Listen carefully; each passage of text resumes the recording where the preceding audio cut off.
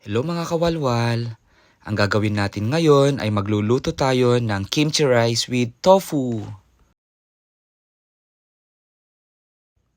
Handa na ba kayo? Sisimulan na natin.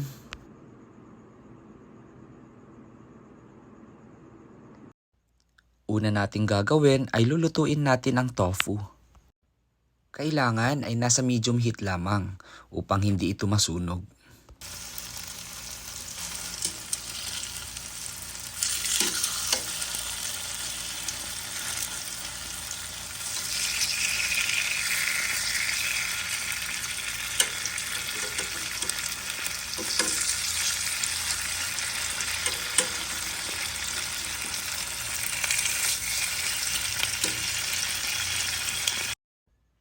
Luto na ang tofu, sunod na ating gagawin ay hihiwain na ito.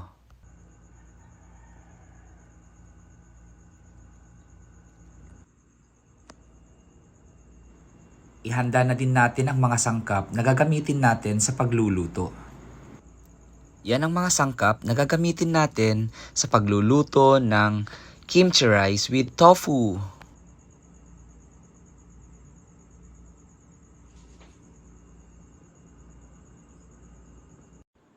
Simple lang ang ating gagawin mga kawalwal.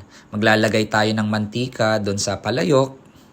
And then, igigisa natin ang sibuyas at saka bawang.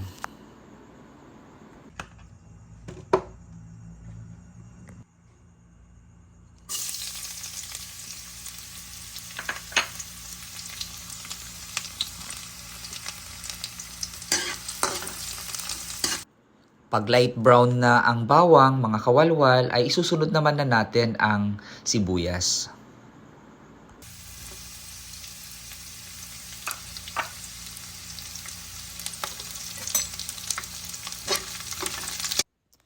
Pagluto ng bawang at sibuyas ay isusunod na natin ang pinakapangunahing sangkap ng ating lulutuin. Ito ay ang kanin. Sunod naman nating ilalagay ang nakat natin na tofu. Pagkatapos ay lalagyan na natin ng magic sarap.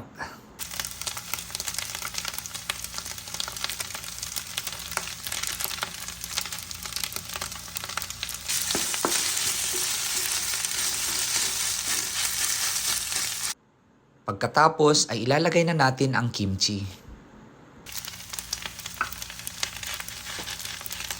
Napakabango ng amoy ng aking niluluto mga kawalwal dahil naamoy ko na yung amoy ng sesame oil na ginamit ko na panggisa.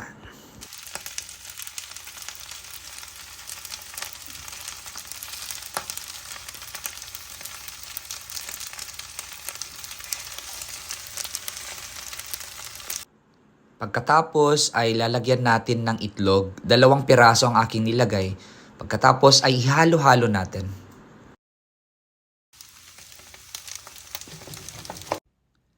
Ito guys, luto ng ating kimchi rice with tofu. Nilagyan ko na rin ng chicharon mga kawalwal.